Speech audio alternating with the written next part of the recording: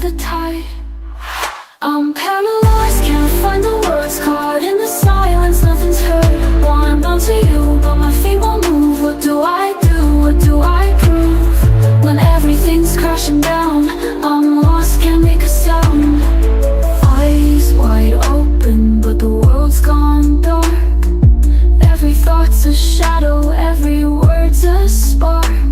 I'm trying not to be strong, but I'm breaking inside. Can't fix what's broken, can't turn back the tide.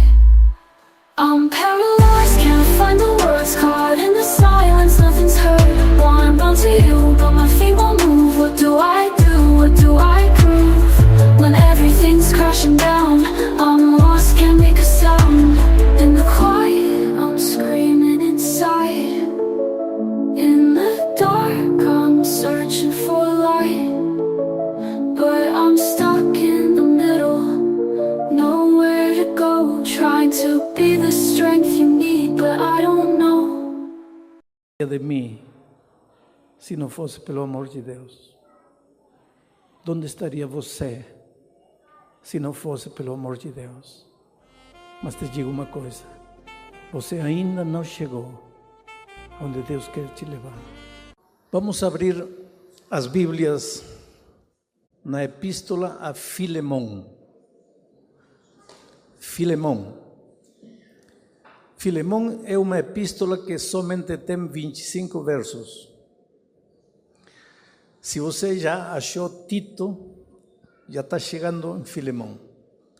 Se você achou Hebreus, já passou de Filemão. Filemão é só uma página, é difícil de ser achado. Só 25 versos, um único capítulo. Vamos ao texto bíblico. Filemão, verso 1, 2 e 3. Diz assim: Paulo, prisioneiro de Cristo Jesus, e o irmão Timóteo, ao amado Filemão, nosso companheiro de trabalho, e a nossa irmã Áfia, e a Arquipo, nosso companheiro de lutas, e a igreja que está em tua casa, graça a vós e paz da parte de Deus, nosso Pai, e do Senhor Jesus Cristo. Filemão. Vocês podem pensar, mas pastor, que vai pregar desses 3 versos? A mensagem é rica, mas vou fazer uma introdução para vocês entenderem quem era Filemão e por que Paulo escreveu para Filemão. Em primeiro lugar, quando Paulo escreveu a epístola a Filemão, já estava velhinho e estava preso na cidade de Roma. Paulo escreveu muitas cartas. Paulo escreveu a muitas igrejas, a igreja dos romanos, a igreja dos gálatas, a igreja dos colossenses, a igreja dos filipenses, a igreja dos efésios. Mas Paulo também escreveu cartas a pessoas, escreveu a Tito, escreveu a Timóteo, escreveu a Filemão.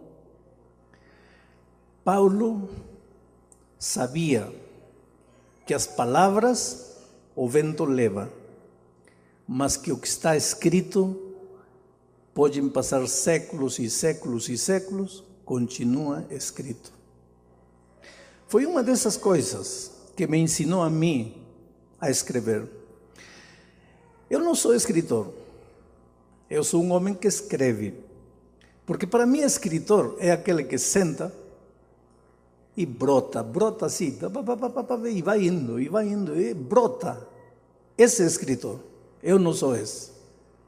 Eu às vezes passo noites inteiras tentando escrever, e quando chega a madrugada não escrevi nada. Então, eu sou um homem esforçado para escrever, não escritor. Agora, por que me esforço para escrever? Porque eu sei o que Paulo ensina. O que eu prego, o vento pode levar. Mas o que está escrito, você lê uma vez, lê outra vez, e fica para sempre, até quando Cristo voltar. Por isso é que Paulo é um dos maiores escritores da Bíblia, e por isso é que Paulo desenvolveu o trabalho de escrever. se dava tempo para escrever.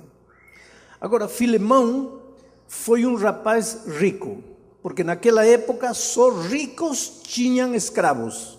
E Filemão parece que tinha mais de um escravo. Filemão morava na cidade de Colossos. Filemão um dia estava viajando para Efeso, e lá Paulo estava dirigindo uma campanha evangelística, e Filemão se converteu. E quando voltou para sua cidade, Colossos, estabeleceu a igreja lá.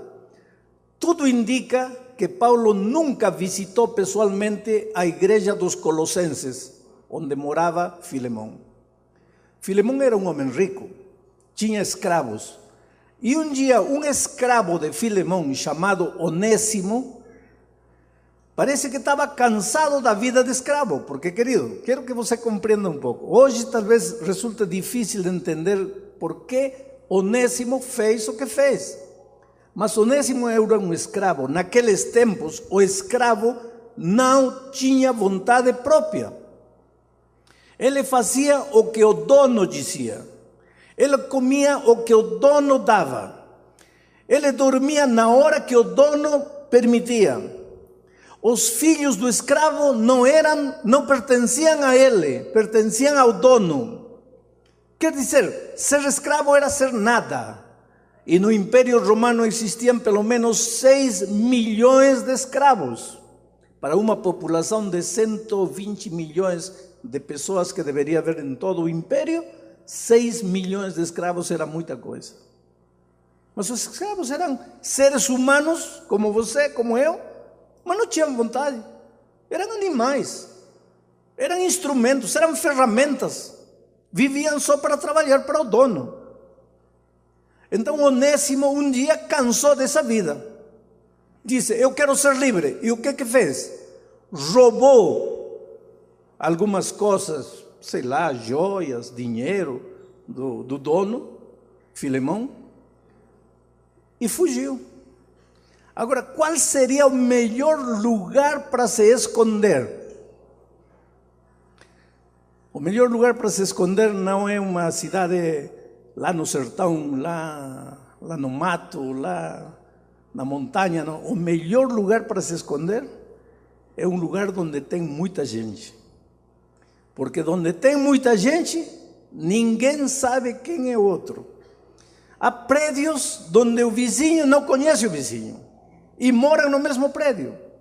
Numa cidade como São Paulo, quem conhece você? Numa cidade como o Rio, como Nova York, como Paris, quem conhece você? Mas numa cidade como, vamos, a cidade aqui mais perto, todo mundo conhece, porque todos são vizinhos. Numa cidade pequena, todo mundo se conhece. Então, o que pensou? Filemão pensou, se eu fugir para Roma, uma cidade grande, a capital do império, e me esconder aí, Filemão nunca vai me encontrar. E foi lá. Mas parece, tudo indica, que Onésimo não mudou de vida. Como o roubo na casa de Filemão deu certo, quando Onésimo chegou em Roma, continuou roubando e foi parar na prisão. Agora, quem estava na prisão? Paulo. Paulo não estava preso porque tinha roubado. Paulo estava preso por causa do Evangelho. E Filemão chegou lá. Agora vejam os dois aspectos da história. Filemão queria ser livre. Onésimo queria ser livre. Escolheu seu próprio caminho de liberdade. Pensou que o caminho para a liberdade era o roubo, a fugida, esconder-se, ir longe. Seu próprio caminho humano de liberdade, e foi embora. Terminou na prisão, na escravidão, porque ser preso é pior do que ser escravo. Aí encontrou um homem escravo, aparentemente, um homem preso, chamado Paulo. E Paulo, apesar de estar preso, estava verdadeiramente livre. Porque sabe, querido, as prisões, as paredes, as celas, podem aprisionar teu corpo, mas não podem aprisionar teu espírito. Os seres humanos podem algemar teu corpo, mas não podem algemar teu espírito. Que pena que os seres humanos só queremos ser livres das circunstâncias. Mas Jesus veio a este mundo para dar-nos a liberdade que realmente vale a pena ser vivida. E aí, pois, Paulo evangelizou a Filemão. E agora, a Onésimo. E agora, Paulo disse a Onésimo: Onésimo, você vai começar uma nova vida, mas uma nova vida tem que começar voltando para trás. Você pertence a Filemão. Você roubou de Filemão, você vai ter que voltar para lá. E ele disse: não, mas ele vai me prender, eu roubei, ele vai me mandar na prisão, de novo. Então Paulo disse uma coisa: eu vou escrever uma carta para meu amigo Filemão, e você vai levar a carta em mãos, e nessa carta eu vou pedir que ele te ajude, e que te receba, e que te aceite como um irmão. E essa é a carta a Filemão. Agora eu vou começar a analisar a carta, e agora vem a parte mais bonita. Verso 1, diz assim: Paulo, prisioneiro de Cristo Jesus. Por que prisioneiro de Cristo Jesus? Por dois motivos. Ele estava prisioneiro por causa de Cristo Jesus. Estava preso. Mas ele também estava prisioneiro de Cristo Jesus. Por quê? Ele era um prisioneiro do amor. Ele era um apaixonado por Cristo. E por Jesus ele era capaz de qualquer coisa, até de acabar sua vida na prisão. Sabe, querido, leva muito tempo na vida entender a essência do Evangelho. O Evangelho não se limita à conduta. O Evangelho não se limita àquilo que você faz ou não faz. O Evangelho tem como coluna vertebral o amor. Você não é um bom cristão quando você se porta bem. Você é um bom cristão quando você está apaixonado por Jesus, ou como Paulo diz, prisioneiro do amor de Cristo. O dia que você chegar a ser um prisioneiro do amor de Jesus, você entendeu o que é a salvação. Infelizmente, tem muita gente dentro da igreja que se esforça para portar-se bem, para andar nos caminhos de Deus, mas não tem descoberto ainda a beleza da vida cristã. Tem gente que diz assim: pastor, eu me esforço, eu não sou prefeito, mas eu ando, eu cumpro, eu guardo, eu sigo tudo, mas não tenho paz em meu coração. Quando chega a noite tenho vontade de chorar, alguma coisa está errada. O que acontece comigo? E sabe por que acontece isso? Porque para alguns cristãos, cristianismo é o seguinte: é como se eles estivessem aqui e precisam chegar aí onde está o monitor. Só que o chão todo está cheio de ovo cru. Então, para muito cristão, ser cristão é chegar lá pisando em cima dos ovos sem quebrar um ovo. Então vivem essa experiência. Não posso, pecado. Como você pode ser feliz vivendo uma experiência desse jeito? Paulo não vivia essa experiência. Paulo era um prisioneiro do amor. E quando você está apaixonado por uma pessoa, você faz qualquer coisa para deixar feliz a pessoa que você ama. Por isso é que Jesus disse: filho, me dá hoje o teu coração. E depois, uma vez que você me entregou seu coração, então eu quero que seus olhos olhem para os meus caminhos. Agora, se você não está apaixonado por mim, se você não me entregou seu coração, eu não quero que você ande em meus caminhos. E isto que às vezes nós não entendemos.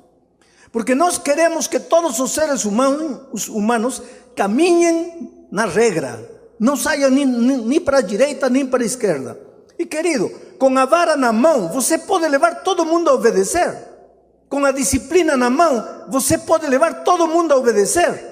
Tá bom? Sim, tá bom para a igreja, tá bom para a sociedade, tá bom para a comissão, tá bom para os homens, mas não tá bom para Deus. Porque para Deus não basta a obediência. Para Deus, obediência sim, porém, como resultado de estar apaixonado por Ele. Paulo era um prisioneiro do amor de Jesus.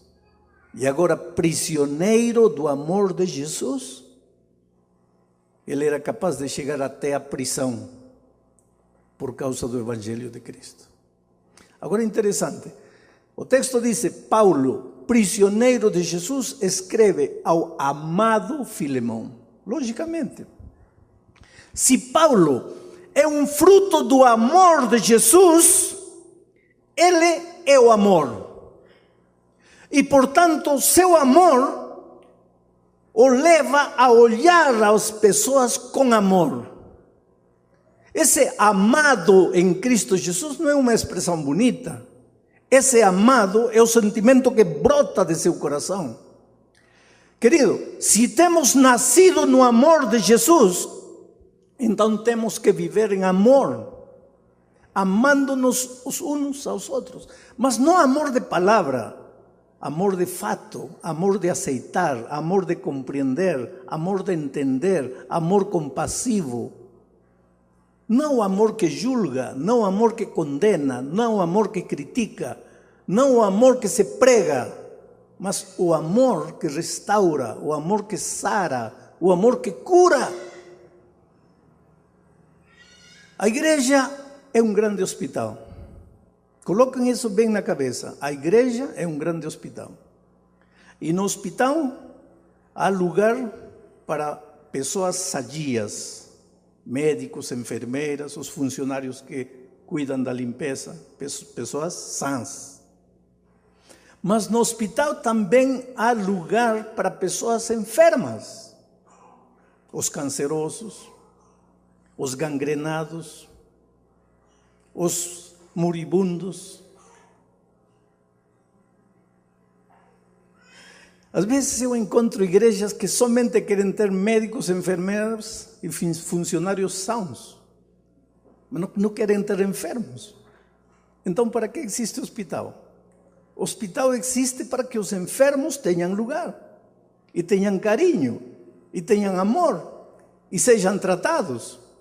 Não para ficarem enfermos a vida toda, mas para que eles sarem e, uma vez sãos, eles ajudem os outros enfermos que estão entrando. Em realidade, a igreja deveria ter entrada para os enfermos. Esses enfermos são curados e ficam aqui cuidando dos outros enfermos que estão indo. Esses enfermos são curados e se tornam trabalhadores para ajudar aos outros enfermos que estão entrando. Isso é a igreja, um nido de amor. Mas para que a igreja viva o espírito do amor, tem que ter sido uma igreja nascida do amor. É por isso que o primeiro que você tem que entender, se quer ser cristão, é que Deus ama você. E queridos, em todos estes anos de ministério, a coisa mais difícil para mim tem sido convencer o pecador de que Deus o ama. Vou repetir, o mais difícil para mim tem sido convencer o pecador de que Deus o ama. Eu gostaria que você compreendesse esta noite que Deus te ama. Não pelo que você faz, nem pelo que você não faz. Deus simplesmente te ama, do jeito que você é, com esse temperamento que você tem, com essa personalidade que você tem, com suas qualidades, com seus defeitos, suas virtudes. Você é o mais precioso que Deus tem. Grava bem isto na tua mente, veja. Não há nada que você possa fazer para Deus amar você. Porque Deus ama você sem você fazer nada. Agora, também não há nada que você possa fazer para que Deus deixe de amar você. Porque faça você o que você fizer, Deus continuará amando você. E um dia um velhinho me procurou e disse: pastor, o senhor não pode pregar isso que está pregando. Os velhinhos são sinceros. As crianças são sinceras e os velhos são sinceros. É porque os velhos são as crianças do passado, né? A criança cresce, se desenvolve, vira velho e se torna criança de novo. Por isso, tem que entender as pessoas que já viveram muito. Ficam rancinzas, ficam falando tudo, não tem medida de palavras, vão falando tudo que vem na boca. Paciência com eles. Então um velhinho veio e me disse: pastor, o senhor não pode pregar isso. O que não posso pregar? Que Deus é amor, que pode estar vivendo como quiser, que pode estar fazendo como quiser, que se você é ateu, Deus te ama, se você acredita, Deus te ama, se você não acredita, Deus te ama, se você faz bem, Deus te ama, se você faz mal, Deus te ama. Pastor, como é isso? Porque se o senhor está pregando isso, o que vai acontecer? Então as pessoas vão pensar assim: bom, já que Deus me ama, então para que me preocupo? Já estou salvo. Não, querido. Eu não estou falando de salvação, eu estou falando do amor de Deus. Deus te ama. Deus nunca vai deixar de amar você. Sabe por quê? João diz que Deus é amor. E o dia que Deus deixar de amar, o que aconteceria com Deus? Deixaria de existir. Porque Ele é amor. E se Ele para de amar, parou de existir. Portanto, Deus nunca vai te deixar de amar. Agora, o amor de Deus é como dinheiro. Vamos dizer que você está devendo 5.000 reais. E eu te digo esta noite: vou te dar os 5.000 reais. Tua dívida está paga ou não? Está paga ou não? Não está. Por que não? Porque sentado aí onde você estiver, nada vai acontecer. Você tem que se levantar e vir aqui e receber os 5.000 reais. Aí teu problema está resolvido. Why are you moving along? Moving along without me. Without me. Without me. You seem to be doing just fine without me. You're smiling all of the time without me. Your world keeps spinning round and round without you. I'm sad and I'm scared, that's why I frown. Tonight is so cloudy. I see the raindrops in the sky. I'm trying to say howdy, but I don't even really know why. I try to reminisce on all the good times that we shared, but then I start to miss when you actually cared, when you cared about me. About me. Without me. Without me. You seem to be doing just fine without me.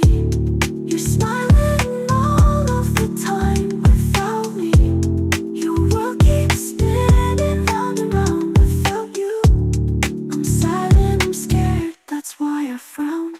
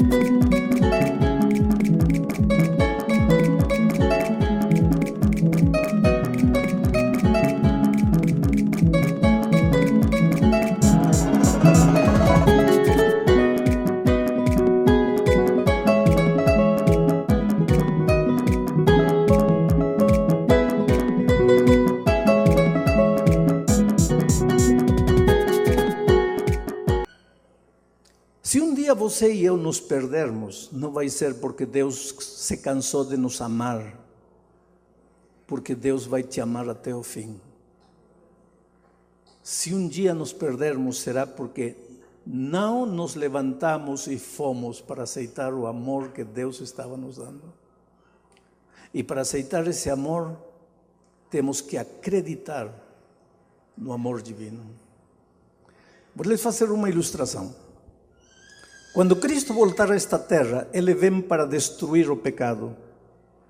Do pecado não vai ficar nem raiz nem rama. Ele vai cortar o pecado pela raiz. A ira divina, a Bíblia menciona, vai cair sobre o pecado, não sobre os seres humanos. Coloquem bem isso na mente. A ira divina não cai sobre o ser humano, cai sobre o pecado.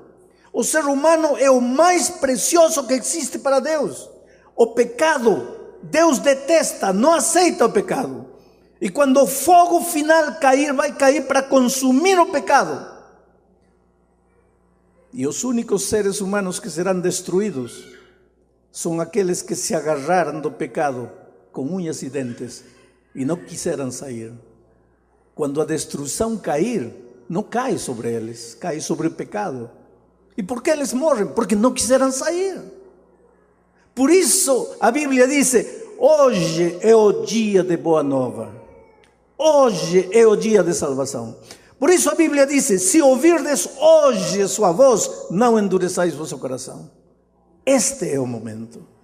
Deus te ama, do jeito que você estiver. Viva você como você viver. Mas você precisa aceitar o amor de Deus. E você precisa reunir-se no ninho do amor de Deus. E a igreja precisa se transformar nesse ninho maravilhoso do amor de Deus. Terceiro pensamento de hoje.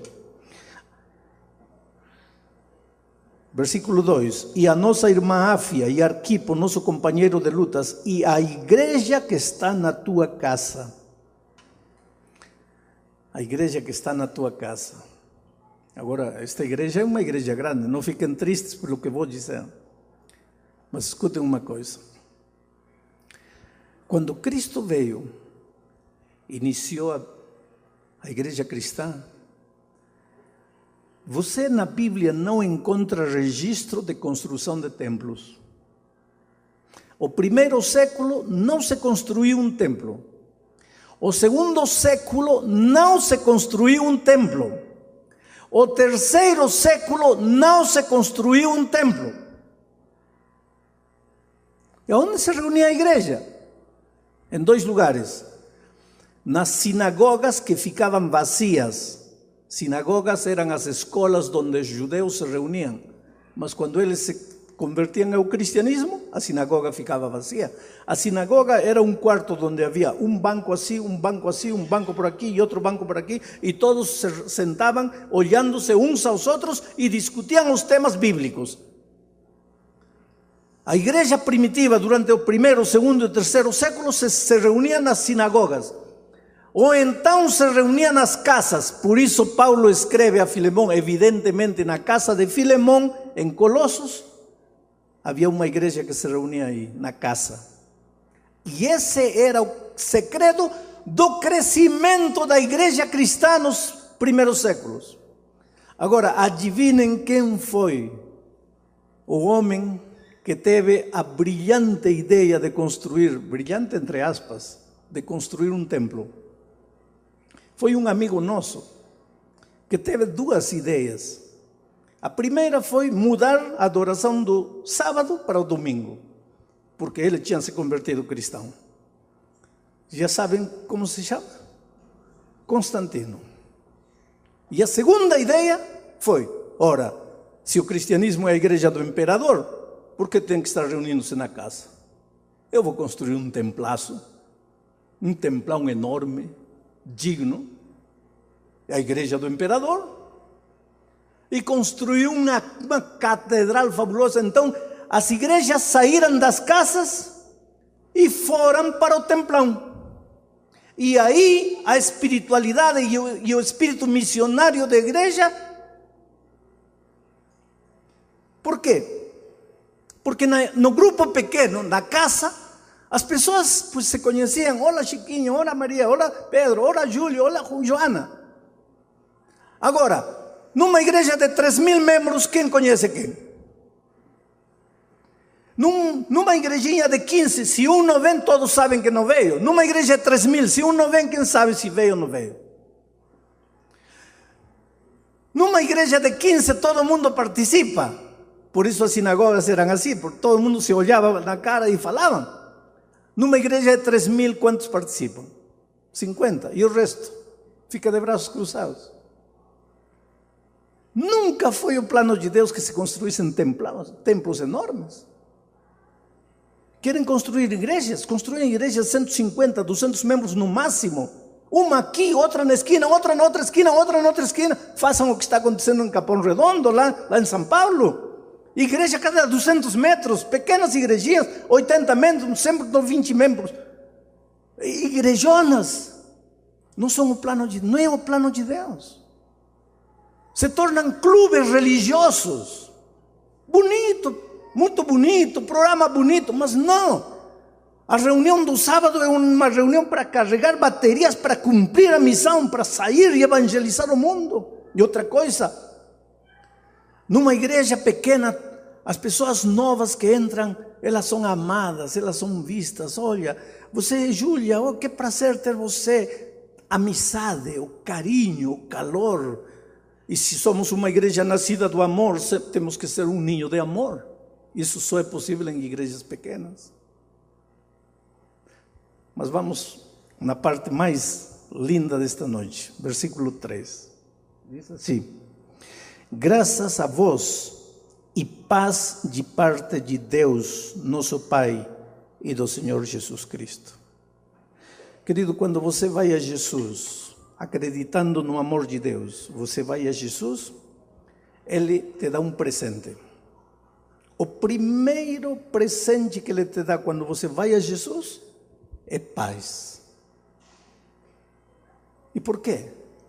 Porque Ele sabe que a paz resolve todos os teus problemas financeiros, teus problemas de saúde, teus problemas familiares, teus problemas de relacionamento. Quando você vai a Jesus, Ele te dá paz, porque com paz está resolvido tudo na tua vida. E vou te explicar. Um dia ligou para mim uma senhora e disse assim: pastor, estou devendo 40.000 reais e estou desesperada. Eu não sei o que fazer, pastor, porque meu marido ganha 800 reais por mês e eu não trabalho porque tenho que cuidar dos filhos. Agora, como uma família que tem uma entrada de 800 reais por mês poderá pagar uma dívida de 40.000 reais? É impossível. E ela diz: o pior de tudo, pastor, é que meu marido não sabe que eu estou devendo. E por que você não fala para ele? Ele me mata, pastor. Coloca uma coisa na tua cabeça, querido. A verdade não é fácil de ser dita. Sabe por quê? Porque a verdade dói. Mas mesmo doendo, a verdade é como uma ferida limpa. Sangra, dói, mas sara. Já a mentira é como a ferida purulenta. Vai comendo por dentro, comendo. Você pensa que esconde, mas quando estoura já não tem salvação. E ela disse: pastor, faça o quê? Eu liguei para o Senhor, quero que o Senhor ore por mim. Falei: tudo bem, filha, vou orar por você. Qual é o teu problema? Mas já falei, pastor, 40.000 reais. Falei: filha, esse não é teu problema? Não, sim, pastor, esse é meu problema. Para que eu ia ligar ao Senhor para mentir? Não, eu estou falando a verdade, estou devendo 40.000 reais. Falei: filha, que você está devendo 40.000 reais, eu acredito, isso não estou negando. O que eu estou dizendo é que esse não é teu problema. Ela começou a chorar e disse: pastor, por favor, acredita em mim, esse é meu problema. Falei: filha, você não está entendendo. Eu aceito que você está devendo 40.000 reais. Só que esses 40 mil reais são a consequência de teu problema é outro. Ah, pastor, não entendo. Olha, filha, alguma coisa fizeram com você quando você era criança? Ou quando você era adolescente? A vida fez alguma coisa contigo. Porque veja, há uma lei da vida que diz que se você tem 10, não pode gastar 11. Como pode gastar 11 se tem 10? Se tem 10, só pode gastar 10. Eu diria nem 10, só pode gastar 9. Mas como pode gastar 11? Sabe por que gasta 11 recebendo 10? Porque 1 você esconde, 2 você esconde, 3 você esconde. Só que neste país, em um ano, já são 10. E antes, quando tínhamos a famosa correção monetária, em um ano era 10 vezes mais. Falei, filha, eu posso pedir a Deus, Senhor, por favor, manda 40 mil reais para esta irmã. E aí, pela janela aparece um passarinho trazendo 40 mil reais. Teu problema estaria resolvido? Oh, pastor, estaria resolvido. Filha, você não está entendendo. Teu problema não é a falta de 40 mil reais. E querido, tem tanta gente que diz, meu problema é meu marido, meu problema é minha mulher, meu problema é meu filho, meu problema é a igreja, meu problema é meu chefe, meu patrão. Está provado que em 99% dos problemas que você enfrenta, o problema não está fora de você. A causa do problema não está fora de você. Só que quando você enfrenta o problema, você olha para fora buscando onde está a causa do problema. Afora, não está fora de você, está dentro de você. E é por isso que quando Jesus chega à tua vida, o primeiro que te dá é paz. Corrige teu problema. Esta senhora me disse, pastor, o senhor tem razão. Eu nasci no interior lá de Pernambuco, uma família pobre. Eu só ouvia meus pais dizerem 3 coisas quando era criança. Não tem dinheiro, não se pode, somos pobres. Pai, preciso de sapato, somos pobres, não tem dinheiro, não se pode. A sala ia de excursão, não, somos pobres, não tem dinheiro, não se pode. Pai, quero uma festinha de aniversário. Não se pode, somos pobres, não tem dinheiro. Pastor, eu não via outra coisa da criança. Aí quando cresci, comecei a gastar, comprar. Mas de onde você tirava dinheiro? Eu me emprestava. Aprendi a me emprestar dinheiro. E um dia estava devendo a metade da cidade pequenina onde morava, lá no interior de Pernambuco.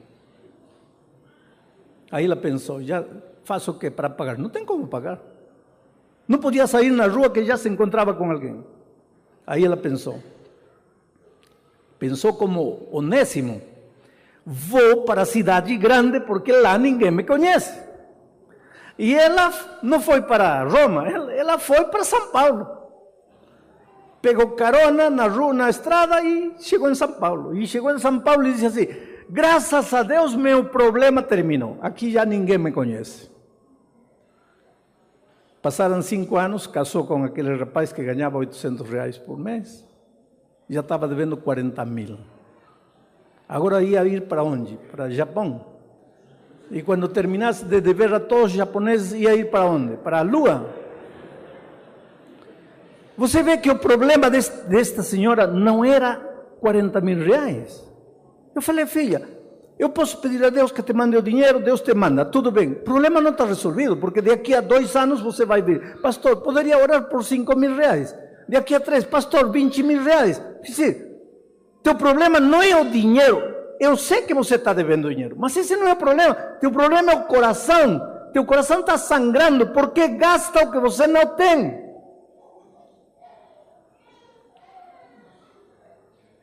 Pena que os seres humanos não compreendemos isso.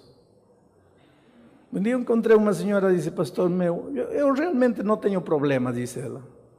O único problema é o sem vergonha, ingrato, mulherengo de meu ex-marido. O que foi com ele? Dice Heleno, não era nada. Ele era pedreiro sem instrução. Não tem nada de errado em ser pedreiro, querido. Não tenha vergonha. Abro parênteses. O que você tem hoje, agradeça a Deus. E está bom para hoje, já não para amanhã. O que você é hoje, está bom para hoje, não para o próximo mês. Porque a vida do cristão é crescer, crescer e crescer. Não se lamente pelo que você tem agora, mas daqui a um ano lamente-se por estar no mesmo lugar. Porque a vida do cristão é crescer, crescer e crescer. Não se contente, fecho parênteses. Ela disse, conheci ela enfermeira formada, universitária. Ele pedreiro analfabeto. Se namorou, casou. E disse, você não vai ser pedreiro a vida toda. Ajudou a terminar a escola primária, no supletivo, escola secundária. Animou ele a entrar na universidade, pagou os estudos dele e ele formou-se médico. 30 anos depois, ela disse, pastor, agora me largou. Me largou por uma menina de 20 anos. Ingrato, mulherengo, miserável. Esse é o único problema que tenho. Eu quero que ore, pastor. Mas orar para quê? Eu quero ele de volta, porque eu amo ele, pastor. Mas ele não está casado com outra mulher. Sim, mas Deus não é Deus. Deus não tem poder. Deus pode trazer ele de volta.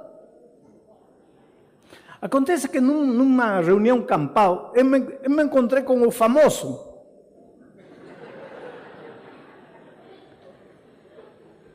E ele disse, pastor, eu acredito em milagres. Porque ter estado casado com essa mulher 30 anos é o maior milagre que pode existir. Mas por quê? E ele disse, pastor, é verdade que ela me encontrou, eu era nada. Me ajudou a estudar, pagou meus estudos. E eu sempre serei grato a ela por isso. Mas, pastor, o preço que eu paguei por isso, o senhor não tem ideia. Eu era um objeto, uma coisa nas mãos dela. Eu não podia olhar para ninguém, eu não podia sair, eu não podia chegar fora da hora, eu não podia respirar. Pastor, 30 anos me asfixiando, eu não podia. Eu tinha que viver, pastor. Eu saí de casa por isso. 5 anos depois eu conheci a moça com a qual estou agora. Ela disse que eu larguei. Não larguei, pastor. Não larguei por causa dela. Agora é interessante, querido. Esta senhora, em lugar de se ajoelhar e dizer assim, meu Deus, por que eu sou controladora? Por que eu sou ciumenta? Por que me gusta manipular as pessoas? Por que quero que as pessoas sejam marionetes nas minhas mãos? Por que sou assim? Senhor, muda meu coração. Transforma meu coração. Em lugar de fazer isso, faz o quê? Quero meu marido de volta. Senhor, tu és grande, tu és poderoso, traz meu marido de volta. Para quê? Para continuar asfixiando. Você percebe? Um homem um dia disse, pastor, meu único problema é, eu não quero nem falar, pastor. O que acontece? É meu filho. Mas o que acontece com teu filho? Está nas drogas? Tomara que fosse drogas. Que está preso? 1000 vezes seria melhor que estivesse preso. Mas o que está fazendo teu filho? É um homossexual. Pastor, eu sou homem. Eu criei um filho homem. Olha o que deu. E pelo que ele diz, ou pelo que ele disse, eu já percebi. O problema não é o filho. O problema é ele. Falei, quando foi a última vez que você abraçou e beijou seu filho? E ele deu um passo atrás. Vou falar uma expressão bem brasileira. Deu um passo atrás e disse, pastor, que é isso? Está me estranhando? Como vou beijar um marmanjão desses? Ah, como vai beijar? Como vai beijar teu filho? Por que não pode beijar seu filho? É ele que fez isso com essa criança. Mas agora ele, o único problema da minha vida é ele. Por que não olha para ele? Por que não clama a Deus? Senhor, por que eu sou um machista? Por que eu fiz isto com meu filho? Me ajuda. Não. Ele olha para fora. E assim somos, querido. Em tudo na vida o problema está fora. Sai de um emprego, em um ano 4 ou 5 empregos, quem é o culpado? O patrão. Mas você não percebe que aos 4 empregos você chegava 15 minutos depois que já tinha começado o trabalho. Aí o patrão é culpado. O governo tem culpa. Todo mundo tem culpa, menos você. E Cristo, querido, Ele não passa pela vida com um monte de curita na mão. Curita, como chama? Band-aid na mão. Cristo não anda com o bolso cheio de band-aid. A ver, filhinho, onde está doendo? Está doendo aí? Band-aid. Está doendo aí? Band-aid, band-aid, band-aid. Não, não. Jesus não faz isso. Jesus escarba a ferida. Mete a mão assim. Faz sangrar, faz doer. Limpa. Porque o único jeito é curar. Quando Jesus entra no teu coração, oh querido, aí tudo muda. Ele te cura por dentro e você... Outro dia eu estava pregando em Nova York e conheci uma história linda e vou chegar ao fim da mensagem com isso. Uma menina mexicana que tinha atravessado o rio nadando para entrar nos Estados Unidos. Não tinha documentos. No país dela era formada em administração de empresas, mas o título dela lá na América não valia para nada. Administradora de empresas. Não falava inglês, não tinha documentos. Catava lixo, vivia pobre, não sabia o que fazer e um dia assistiu à pregação. E entendeu, meu Deus, onde está o problema? O problema está comigo, o problema está no meu coração. Eu tenho medo. Eu saio a procurar emprego esperando o salário mínimo, pois isso que eu vou achar. Passou 2 horas ajoelhada clamando a Deus: Senhor, tira a timidez do meu coração. Dá-me valor, dá-me coragem, dá-me valentia. E quando se levantou de seus joelhos, era outra pessoa. Comprou o jornal, viu que estavam procurando uma moça. Requisitos: falar inglês fluentemente. Tinha que ser hispana. Título de administradora de empresas. Só que o título dela não valia. Documentos em ordem. Ela não tinha documentos, era ilegal lá nos Estados Unidos. Mas ela disse: eu vou me apresentar. E se apresentou. Primeira fase do exame escrito. A nota dela era longe melhor do que a segunda colocada. Portanto, foi a primeira em ser chamada para entrevista pessoal. Quando se apresentou, e os entrevistadores começaram a falar com ela, perceberam que ela não falava inglês. Então um deles disse: mas você não fala inglês? Outro tempo, ela vai